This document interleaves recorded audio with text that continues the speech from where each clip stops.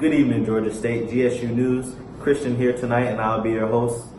I hope everyone enjoyed their holiday break and are ready for finals. It's a chilly evening in the city, so I advise everyone to stay warm and bundle up, and we expect the same weather trend throughout the rest of the week. On to the pressing matter of the broadcast. We have a nationwide advisory to help inform the public about antimicrobial resistance and the increasing trend that it had in the recent years. And later in the broadcast, we'll be giving you 5 tips on how to help reduce antimicrobial resistance and how to properly use your antibiotics. Now, you're probably asking yourself the same question I would have asked myself if I didn't read the prompt before I came into work today. But what is antimicrobial resistance? Antimicrobial resistance is the ability for bacteria to reduce the effectiveness of antibiotics and can occur when the bacteria undergoes a mutation, reducing the effectiveness of the drug that it was exposed to. I guess the bacteria love those antibiotics just as much as we do. Breaking news, crews just arrived. We have antimicrobial resistance investigator Lee live performing a sting at the local clinic. Let's get you all to the action. Antibiotics are taken every day for symptoms that people may experience, from the common cold to the flu or any other condition. Many people take these antibiotics and hope to relieve their symptoms quickly. In certain cases, drugs that are prescribed to patients are not always taken properly or sometimes taken in large consumption, which highlights society's often misuse of drugs. This oftentimes can result in reactions such as rashes or a trip to an emergency room. In recent years, the problem of antibiotic resistance has created an epidemic, and the demand for antibiotics has increased, but antibiotics aren't always the answer. Antibiotics have been overused, not used properly, or maintained poorly that has led to the increase in resistance toward multiple drugs.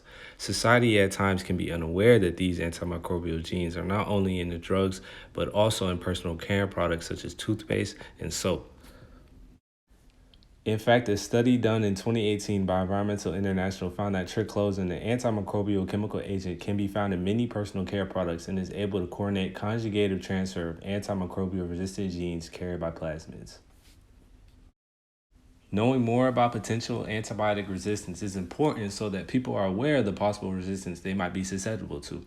Our proposal will help serve others by informing them on possible preventions toward antimicrobial outbreaks and to raise awareness of the emergent problem. And today, I had the privilege in being a lead researcher in investigating possible antimicrobial resistance that people may be susceptible to without their knowledge at a typical urgent care clinic to gain more insight of potential signs of resistance. Urgent care at Peachtree. And there's been a lot of scrutiny about some of the practices of this medical clinic. Some patients haven't been treated well and their symptoms are not resolved after prescribing of their antibiotics. We're here to see why and what they have done in the spread of antimicrobial resistant genes. Hi, welcome to Atlanta Urgent Care. How can I help you? Hello, how you doing? And I'm actually not a patient right now. I'm actually a researcher at Emory University, and this clinic has been under a lot of news and scrutiny for not treating patients properly, and their symptoms have still not improved after antibiotics that are prescribed here. So I'm here just to investigate some of the practices that y'all do in the spread of antimicrobial resistant genes. So I'm gonna have to find this out myself. Either I'm gonna do it myself or I'm gonna have to barge in. I'm sorry. Sir, I don't As you can see here, I managed to just barge in the clinic myself to just take a great look at potential signs of antibiotic resistance, to see if we can spot any potential causes of antimicrobial resistance. So we're gonna see what is in each room that might have these antimicrobial resistant genes being spread. So we're gonna investigate. We're gonna see potential causes of resistance. So let's do that. Turn into this patient's room and see. As I walked through the clinic, I tried to locate any warning signs and actions that the clinic may be practicing that could be questionable. Our crew followed me as I went into a normal exam room and to spot any potential blunders. As I walked in each exam room, I tried to notice things that caught my eye. It started with this sink. I also noticed a blood stain on the exam chair paper that patients sit on. As I also continue to scan around the room, I noticed that the washing sink was filthy. Many are not aware that AMRs can be transmitted through bacteria through wastewater and common washing sinks. In fact, a recent study done by the European Development Regional Fund, contaminating pathogens may survive for prolonged periods of time on surfaces with relative resistance to disinfectants. The persistence of pathogens on intimate surfaces was analyzed and well written and reviewed.